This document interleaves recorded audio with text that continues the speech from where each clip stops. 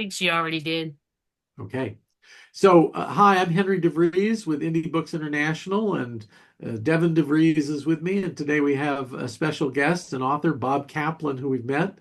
And Bob had a very different approach to a business book. Instead of writing a how-to book or an advice book or essays on a topic book, he chose 8 true stories, or as they say in Hollywood, based on a true story of leaders who were grappling with changes in their life. And he was a pioneer in executive coaching and the 360-degree tool. And so it's a fictional look, but it has the ring of truth. And I got involved when Bob asked me to help edit before he published, and make comments on the truth that I saw. And I was very impressed with the book, and uh, wish Bob a lot of success. So, Bob, why don't you tell the group about yourself and about the book? Sure. I want to start by singing your praises, Henry, and Devin's praises. Uh, every time I talk with you, I learn something, and whatever I'm working on is better for it. And on top of that, you're both an absolute pleasure to work with. So thank you for that. Uh, about myself, I like to make things better. Constantly solving problems in my life or helping other people solve problems in their lives. And then a subset of making things better is making things better for other people. It's a burning desire. Uh, and I have to be careful when somebody tells me about something that's not working well in their lives, not to start helping them. I'll at least ask, you want to do some problem solving here. And so I learn from the consulting I do to senior managers. I'm always learning, and every once in a while I have a bigger aha, and I want to write up the things that interest me the most to grasp them better, and then I want to write them readably. And I've been doing professional writing for a long time. By the way, my last book, which was uh, reports of discovery that we made. It's a blinding glimpse of the obvious, and yet people say, "Hey, that's an aha." The title of that book was "Fear Your Strengths." What you're best at could be your biggest weakness. I'm sure everybody on this call knows that. Whatever you're really good at, whatever you're really strong at, you run the risk of overdoing. So you got to keep an eye out for that. But the problem with that is that people tend to fall in love with what they're good at, and it's hard for them to see. Well, they tend to believe that more is better, if you know what I mean. So it requires a little mind work. As far as grappling goes, uh, this may be true in your travels as well. I think people have a pessimistic attitude about the ability of adults like all of us on this call to change. And I think it's based on the evidence of their senses. They try to change, and it proves in many cases difficult, impossible. These are things that they want to change in their lives, work life, personal life. It could be something that they're told that they've got to change, at work. Hey, you better stop being abrasive, or you're not just your job's at risk, but you may flame out career wise. And but I know from life, I know from my own experience, and I know from my work that it is possible for people to raise their game. Uh, to do that, and I always say this to people when I begin to work with them or they're talking with me about possibly working with me, I say, okay, so you want to raise your game as a leader, and of course everybody says yes, and then I say, okay, that means taking a close look at your play on the field, and maybe some adjustments that you can make. You're fine with that, and everybody says fine, of course. And then I say, well, there's also your mental game, which has such a influence on your play, right? Are you up for taking a look at that and possibly adjusting, uh, you know, uh, an operating assumption, or toning down something in yourself? And people say yes. Most people say yes, but of course they don't know what they're getting into, you know, because uh, the way our minds work uh, is interesting, and often we don't really know ourselves as well as we could. And this gets back to grappling. So grappling is getting a handle on what stands in the way of your making some kind of change. And often it's in your head, right? And so first of all, you have to become aware of what that is, and then somehow push it aside so the way is clear or clearer for you to make the change. I'll give you the simplest example. Is I'm consulting to a mid 30s engineering manager in a startup based in Bangalore. And this is a one-off, not a change in his basic approach, but it's a change in his approach that he needs to make. So there's somebody he hired. He's got, I don't know, 150 engineers working for him, and there's some lead people, and he hired somebody who's not working out. He needs to terminate him, but this is a nice guy. You get on the phone or a video call with him. He's got a big smile. You got to love it about him, but there's a bit of a trade-off there. So he said, I said to him, so what's in the way? He said, fear. I don't, and I said, okay, so what could represent the fear? And he said, an elephant. And just, I said to him, and the answer occurred to me, what do I know about elephants? The answer that, I said, what elephants eat? And he said, bamboo. And so I said, can you picture in your mind a bamboo tree off to the side, several yards away? And he said, yeah. And I said, can you picture the elephant moving over and eating some of that bamboo? And he said, yes. And I said, now can you see your way clear in your mind to having the conversation with that person who needs to go? And he said, yes. And I said, so then I said, how would you like to role play it? So he was himself, and I was the person he was going to terminate. He did a great job. And so then I said to him, so when can you get this done? He said, by the end of next week. And I said, how about, it was Wednesday. I said, how about by the end of this week? And he did it. Okay. So I'll stop there and welcome your questions. Well, Bob, I have one. My first one is, how did you come to decide to write the book as fictional stories? And where did you go to get some help with that? Yeah.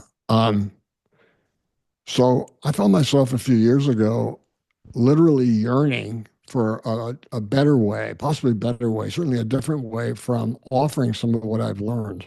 I think you can get a sense that I revel in learning and even in what I was saying to you, as offering something that you might learn. And I was stumped for a while, and then I hit on the idea of fiction because I'd always written nonfiction. Yeah, that book I mentioned earlier, it's it's got examples in there, case studies. They're good. They make the point, but they're sort of dead on the page. They're designed to make an intellectual point. They don't bring the character being described to life. But fiction, you stand a chance of doing that. And so I didn't know how to write fiction. This is 6 years ago, but no problem. I'll learn how to. And to answer your question, Henry, I knew I could I believed I could write decent stories, learn to write decent stories, but they weren't going to be, for them to be better than sort of good, I needed help. I needed a tutor. And I was able to, just by chance, going to some seminar at a local library, run into somebody who'd been the editor of Grove Press, who'd been senior editor at a major publishing house. And I got there early, and it turned out that he was freelancing, and I arranged on the spot for him to tutor me. And so he taught me to write fiction by working on each of these stories. And early on, uh, I mean, it went out, the first story we went back and forth on for 6 months to the point where I was wondering whether I would ever satisfy him. The other thing about him is, you know, he'd send me his reactions and track changes, and like he was the uniformly negative. There was not a single instance of, hey, that's good. And in fact, at one point he wrote in the margin, yuck, or, you know, would you, you know, and fortunately at this stage, my ego's not that sensitive. I didn't never lost sight of my goal, which was to write a good book. So, uh, and, you know, I don't know if any of you took English in college or maybe graduate school, but this was like getting a tutorial from a flat out brilliant full professor of English at one of the best schools. It was thrilling to me. Thanks, Bob. Well, I'd like to open it up. During these calls, we will answer any question we can about planning a book, preparing a book, publishing a book, promoting a book. And Devin is the associate editor here at Indie Books, and she's in charge of the publishing and production and promotion of books. And then I lead the editorial team on planning and writing books. And then Bob is an author who's just been through this. So any questions from the floor? Yes, Angie, hi. Can you have too many stories in a book? Yeah, So, probably. Sorry, please finish. Yeah, go no, ahead. no, go ahead. Because like I have a million stories, but they don't always flow. And like, can you put too many stories into a talk or into a book that it can turn the audience off? Would be my question. Well, you know, in telling a story just in a conversation, you can tell too many stories. I mean, sometimes one is enough, and then if you tell a second one, you're selling past the close, as they say. You know, person's already nodding. You made the point, and resist the temptation to keep telling good stories. In these stories are maybe 20, 25 pages each. What was the right number of stories? I don't know. I just ended. I thought eight. When I've had eight done, and the leaders vary, and their issues vary, and the dynamic with the consultant varies, and I just thought that was enough. And nobody said I needed to write more. I'm writing a different book, which is people's career stories, which also gets into their lives, and it's told in their own words. I get on a call with them, and they just tell me from wherever they want to start, and it's raw material, and it takes many more hours to make a good story out of all that material than it takes to actually do the interviews with those people. And the reason I brought up that book is, and I've got 15 or so of those stories done to my satisfaction. I think it needs to be 30 to 35. Other people think it's fewer, but that's my sense of it, and it's going to be 30 or 35. Interesting. Dan, welcome. Good to see you. Steve. Yeah. Hey, Bob. I'm Steve Swavely. I'm the author of the book Ignite Your Leadership. I know you've read it because we've emailed, and it was great to have a conversation with you via email. My question is, dissect for me your approach to building a story. do you start with an objective about here's what I want to convey and then build a story around it? Or is there some other approach that you take to create a story that's informative and delivers your message? Yeah, it was less message driven than it was, here's an interesting person. So, for example, one of the people in that book is defensive to beat the band, and I thought it'd be good to have an example or an instance of that type of leader. Um, Somebody else. This is an interesting, it's a troubling thing, tragic thing. When somebody as a kid loses a parent one way or another, the father dies. Usually the father this abandons the family, whatever, and this is the oldest kid, or maybe it's the oldest boy, and they end up having to shoulder a lot of responsibility, and then it carries over to their careers. That's an interesting case. So I was moved to write that story. Uh, I wasn't driving towards, as I was saying before, towards lessons per se. But what's really interesting to me is that the readers so far are saying, it's a short story. So you don't tell people at the end what it means, and you don't tell them what to do about it. But people say it's a novel approach, but they're takeaways.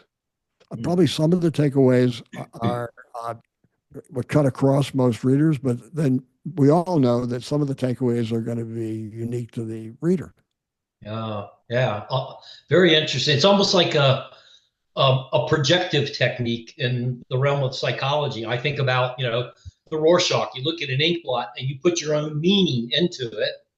And it sounds like this is the same with your stories. You create the story based on an interesting person, and then people reflect or project, I guess is the right word, their own meaning into it.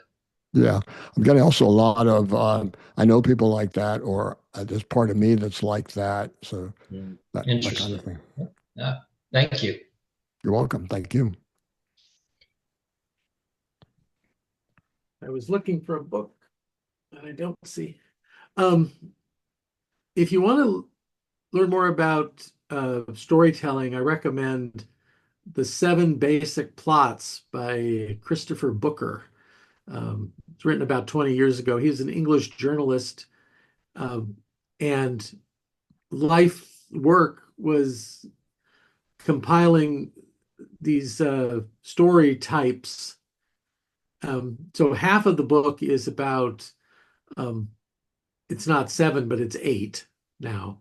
So the monster story, the underdog story, the comedy solution, the tragedy solution, the mystery, the quest, the rebirth, and the escape story.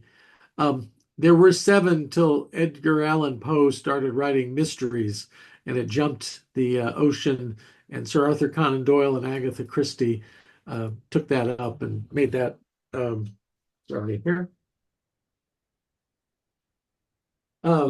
Made that very interesting in that there's these eight stories that human beings want to hear and need to hear. And then he goes into the work of Carl Jung and also Freud, and that human beings are hardwired to hear these stories. So when I was reading Bob's stories as an editor, I was seeing, okay, I see what story this is.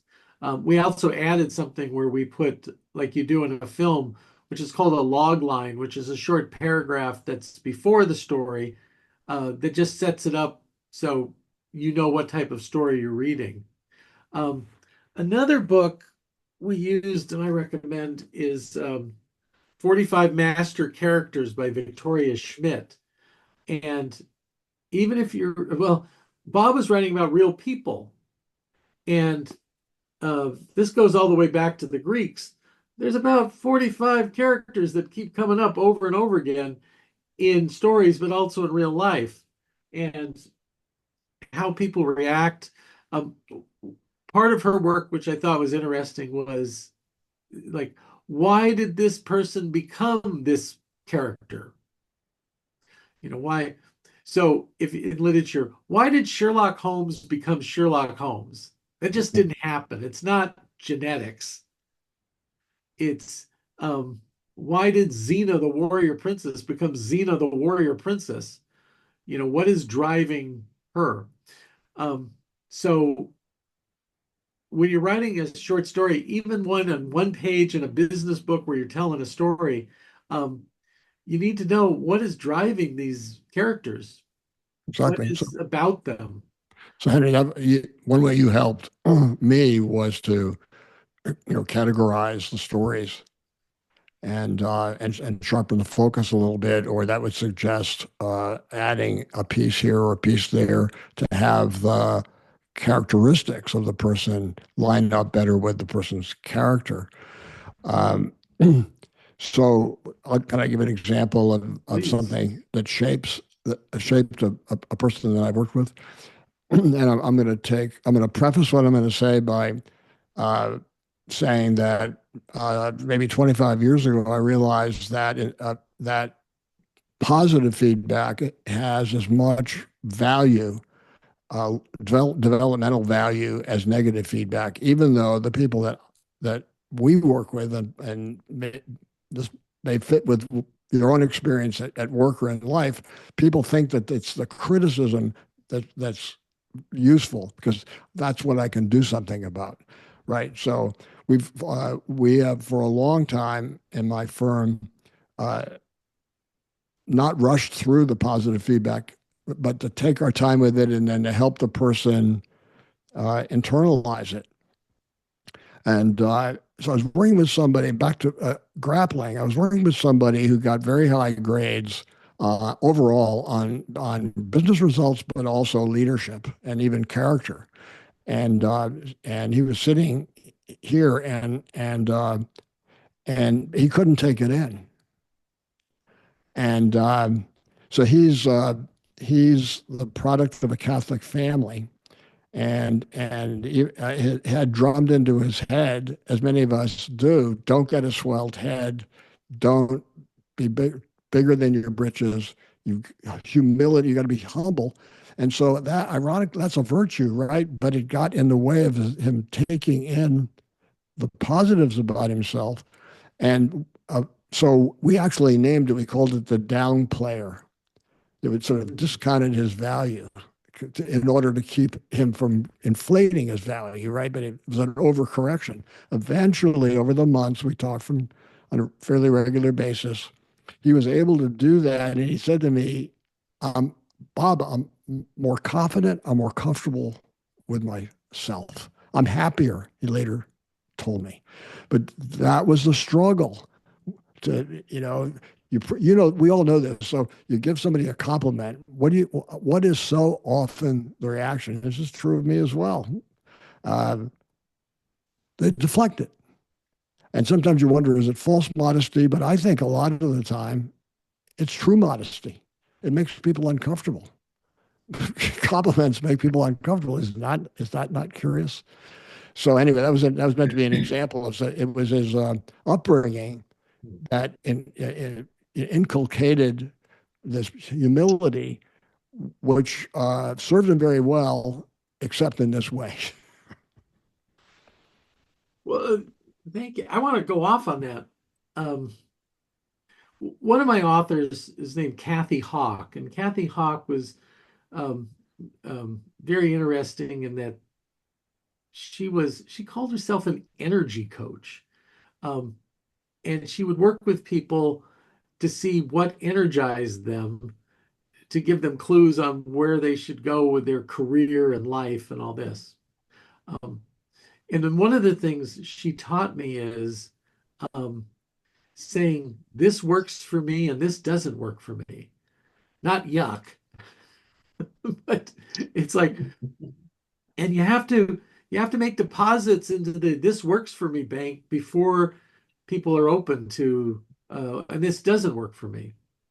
Um, an Yes. author I worked with is the all-time greatest speaker in Vistage history, Michael Lasso, over 2,000 speeches, and um, his ratings are perfect. Um, and I attended several of his workshops, and then debriefed with him afterwards. And he had a technique. In a 3-hour workshop, he spent the first 90 minutes building people up, finding things to praise. And then, and then the second half was when the corrections came. So he says, because you have to have the deposits in the bank for them to be open to the corrections. And a classic one was they're starting and they're on the second part, and he's, Jim, let me ask you a question. Because you've got your smartphone, your phone underneath the table, and you're texting right now underneath the table. And all of the other 12 CEOs in the room can see you do that. So what's your thought that they won't be offended that you're doing this, or that you're tuning out because the rules were you weren't supposed to, phones were put away. So what was you thinking here? It's like phone came on the table, stop. And he called people on their stuff for that. And that's why he got invited in, and to get such high ratings. But he would really go after people. This one guy is kind of ejecting and he's leaning back in his chair and says, "Oh, I don't know this." He goes, "Oh, everybody, look at Fred's pose. That's what a Roman emperor would be like, if I was doing a play." He's a director, a theater director. He goes, "I would have them lean back, and then do that, So is that what you're trying to communicate? Because he was saying on stage, we make choices. Well, you chose to be a big shot, and everything you do, you're making a choice. So when you come in and how you're dressed and how you talk to the reception area, they're getting on the phones and they're calling everybody here. They're like, "Ooh, she's in a mood today."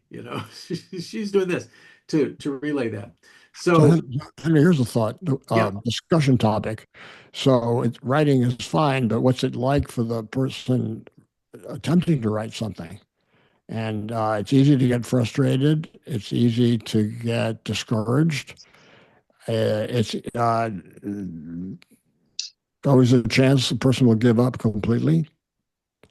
And so you're managing your expectations, and maybe managing what you expect of your first draft. That's a ticklish business, right? Is how to actually get started and how to keep going. One of my favorite novelists, which you might not have heard of, is James Salter. He was interviewed in the Paris Review, and he said, late in his career, and he said, all my first drafts are shit.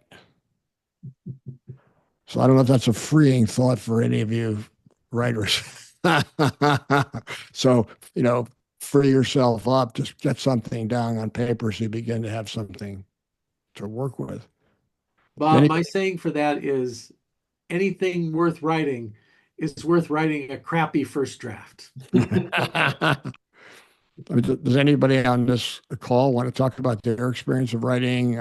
We can turn this into a self-help group. Steve has his hand raised. Yeah, I have a question unrelated to that, which I think is a great topic, Bob. But my question is, what plans do you have to use this book with your clients? Do you have a strategy there for how you will use the book to help facilitate the work you're doing with clients? That's a good question. I actually hadn't thought about that at the individual level. I probably would give it to the person after they'd done their own work or they'd gotten into their own work themselves. I was talking to the president of the Center for Creative Leadership recently. We had just met thanks to a friend in common. And I did suggest to him for their classes. There's a class called Leadership at the Peak for Senior People. And I said, he hadn't read it yet, but he promised he would on a trip. And I said, you could give that to people ahead of time to sort of seed the cloud. And as a thought, he thought that was interesting. Yeah. So I love that idea. I find with my own clients, one of the challenges is what you alluded to early in your discussion. You ask people, are you willing to take your game to the next level? And they're a thumbs up. And are you willing to examine yourself? And they're a thumbs up. And then when you actually get into the examining how you got to be who you are, it's a struggle for them. And that's why I love the title of your book, Grappling. And I think this could really set the stage for people to see the value of that self-reflection and how it applies to becoming a great leader, how it applies to achieving success. Thank you very much. It so happens that there's a live instance of what you raised, Steve. I've been asked to have it to work with do something for an executive master's program at Columbia's School of Education a week from Friday. And get this, I turned one of the stories in the book into a play. Henry and Devin helped at an early stage when it was almost still a reading rather than an enactment. And so one of the people running that executive master's program has invited my wife and me. She's playing Maxine Cooper, a senior leader, and I'm playing Simon Whitman, the helper. And so he's invited us to put on that play late in that week, but he's going to send out, this is his idea, I didn't ask him, he's going to send the book to everybody ahead of time because they're going to use story during the course of that week. So that, in fact, so you're an actor in addition to an author. There you go. Yeah, well, by the way, I've never written a play and I've never acted, neither has my wife, but what the heck? In fact, if anybody living in the New York area, we're putting on that play on Saturday afternoon at the Yale Club. You're most welcome. Wow, We exciting. have a question from Nadia. Nadia, what's your question? Hello. So I'm very aligned with how you wrote your story because I too want to take stories from clients that I've coached. I'm a mindset and movement coach. And you mentioned you got a tutor and that person just kind of appeared to you at the library. But if I were to look for a tutor, how would I go about doing that? And did that person tutor you for the entire book? And are they now considered a ghostwriter, a co-writer, and just kind of figuring out the complexity of it? Well, you'll decide what kind of help you want from the person, and it's just as you were saying, it varies a lot. I mean, I can recommend the person I used, and if I were you, I would use him. Now, and it's $125 an hour. I don't know what you think of that rate, but for the excellence of his service, it seems to me it's well worth it, and he's efficient. So his name is Walter Bode, Bode. So Nadia, you'd have to fasten your seatbelt if you're looking for, praise. So I eventually got on 6 months after working on this one story. I got on the call with him and I said, "Is the story have any redeeming value?" He said, "Oh, sure, yeah. They told me this, that, and the other thing." And I said, "Steady diet of criticism." Neutrally, he said, "Yeah, that's how I'm wired." Okay. I have to do my own mindset work before meeting with him. Quick question. Did you have your stories already written or okay. No, I mean, I had a couple of 3, 4 drafts but that was it. Okay. Thank you, Bob. He'll take you wherever you are, and your stories, however good they would be on your own, I know nothing about you and your ability to write, but you can be sure they'll be much better. They'll turn out to be very, very good in that collaboration. Okay. Thank you so much. You're welcome. Well, are there any other questions? Oh, Dan, please. Yeah. First, a little brag. I'm a developmental editor and book coach. And one of my clients just wrote a book called Your Hidden Profit Center. And he used this book to become the head of customer service, customer experience for a little company called Intuit and QuickBooks. Ah, So that's another way to use your book. Yes. Second point, developmental editors and book coaches do not have to be overly negative. In fact, being positive and reinforcing positive things is actually a good thing. So if you'd like to talk to me about my philosophy on working with people, I'd be happy to talk with you. Henry, I'm delighted to know about your new the character book you recommended. Yeah. There's a series of books called The Emotional Thesauruses, which has negative thesaurus, emotional thesaurus, psychological wounds thesaurus, positive traits thesaurus, and it goes into several different personalities like hospitable, the definition, the categories, similar attributes, possible causes, associated behaviors, associated thoughts, emotions, positive aspects, negative aspects, examples from films. It's pretty amazing. So if you really want to develop a character, it can give you the words that you might not have thought of and even motives that you may not have thought of. So it may expand on the 56 characters that the other person talks about because it goes into great detail. So those are my things. I am collaborating with another person on writing a book called Pickleball Saved My Life. He's doing the interviews. I'm doing the rewriting. He's a pickleball coach and has the kind of outgoing personality that can get those stories from people. I joined the interview late, and I thought you said like 35 stories make a book. Can you expand on that? Because I know some of the Chicken Soup for the Soul books, which is what I'm looking at, have almost 100 stories. What do you think the current range would be today with people's limited abilities for? I can't generalize that. I mean, it's the 30-35 are a function of how long each of the stories, that I'm writing, these career stories are, and they're like 7, 8, 9, 10 pages. So I also wanted enough variety, plenty of variety, and that 30 to 35. People have been telling me 20 is enough, and Okay. I'm not willing to settle for that few. But my answer for myself is it's purely intuitive.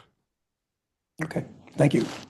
let me jump onto that because I concur with Bob. There's no magic number, but one fun thing he said at the end about 20.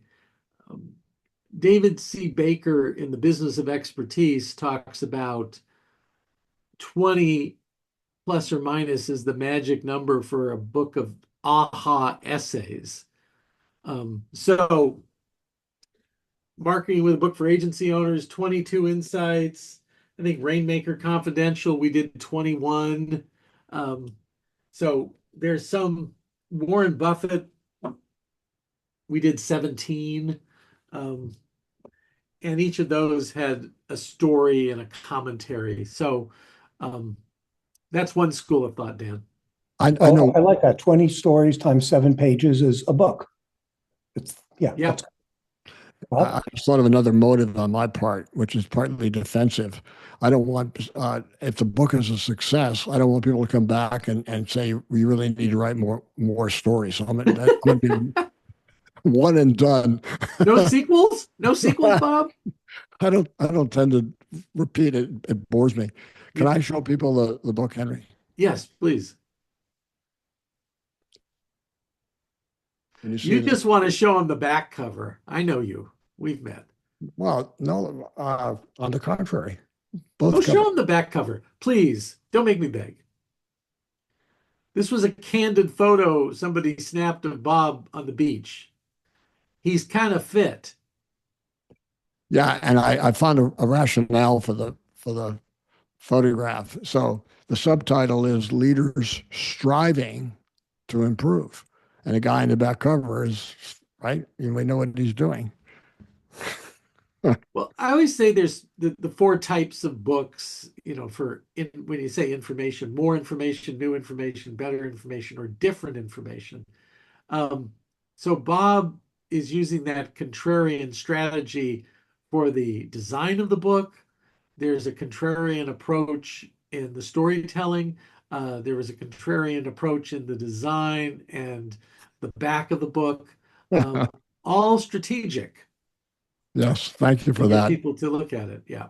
So, by the way, Writing, can I just Yeah. mention our website? It's kaplandevries.com.